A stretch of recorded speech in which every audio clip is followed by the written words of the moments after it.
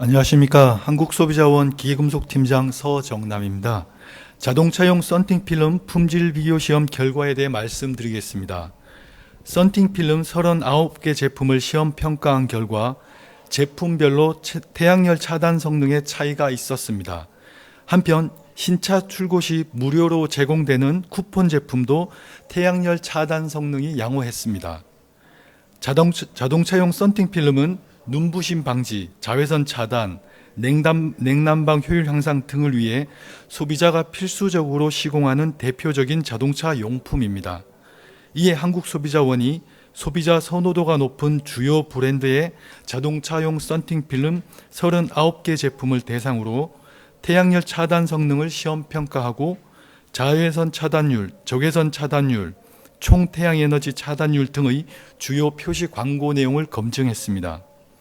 시험 평가 결과 자동차 실내 온도 상승에 영향을 미치는 태양열 차단 성능은 제품별로 차이가 있었고 일부 제품은 가시광선 투과율, 적외선 차단율을 잘못 표시하고 있었습니다.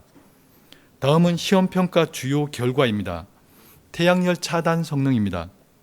제품별로 10도에서 30도 수준의 온도 상승을 억제했으며 대부분 제품이 표시 광고하고 있는 가시광선 투과율 수치가 낮을수록 그리고 총 태양에너지 차단율 수치가 높을수록 실제로 온도 상승 억제 효과가 우수했습니다. 태양열 차단 성능 우수 제품입니다. 가시광선 투과율이 70% 이상인 제품 중에서는 V쿨 3M 등 2개 제품이 온도 상승을 15도씨까지 억제해 태양열 차단 성능이 우수했습니다. 가시광선 투과율 40%대는 레이노, 후퍼옵틱 등 2개 제품이 19도씨, 가시광선 투과율 30%대에서는 후퍼옵틱 제품이 24도씨, 가시광선 투과율 10%대에서는 V콜, 후퍼옵틱 등 2개 제품이 30도씨까지 온도 상승을 억제해 우수했습니다. 다음은 도로교통법에 따른 법정 가시광선 투과율입니다. 차량 유리의 가시광선 투과율이 낮을 경우 야간에 사물 인식률이 떨어지고 반응 거리는 급격히 늘어나 교통사고의 우려가 높아집니다. 이에 도로교통법에서는 앞면 유리의 가시광선 투과율은 70% 이상, 운전석과 조수석 유리는 40% 이상으로 규정하고 있습니다. 소비자분들께서는 법적 가시광선 투과율 기준을 지키는 범위에서 썬팅 필름을 선택하거나 시공하시는 게 바람직합니다. 다음은 신차 쿠폰 제품입니다.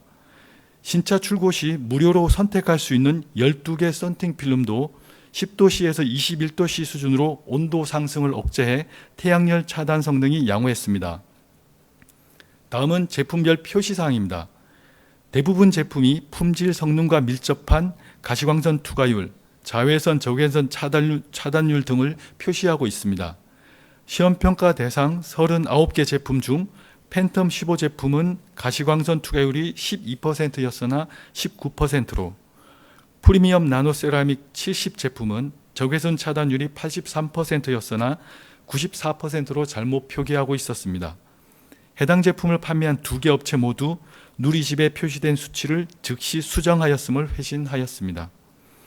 다음은 썬팅 필름 선택 시공 시 주의해야 할 사항입니다. 최근에 출시된 차량에는 기능성 유리가 장착되는 경우가 많습니다. 자외선 차단 등의 기능이 추가된 자동차 유리는 일반 유리보다 가시광선 투과율이 낮을 수 있습니다.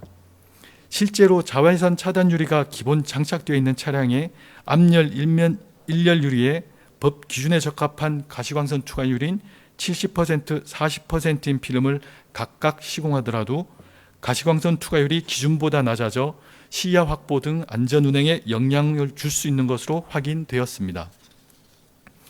따라서 차량에 자외선 차단 유리가 장착된 경우에는 법정 가시광선 투과율보다 10% 정도 높은 썬팅 필름을 시공해야 기준을 만족할 수 있습니다. 보도자료에서 우수하다고 표현한 것은 이제 결과표에 보시면 다른 제품보다 상대적으로 온도 상승 효과가 높은 제품을 우수하다고 표현을 했습니다. 그럼 따로 명확한 기준이나 그런 건 없는 건가요? 네, 이게 법적이나 어떤 표준화된 기준은 없는 상황입니다.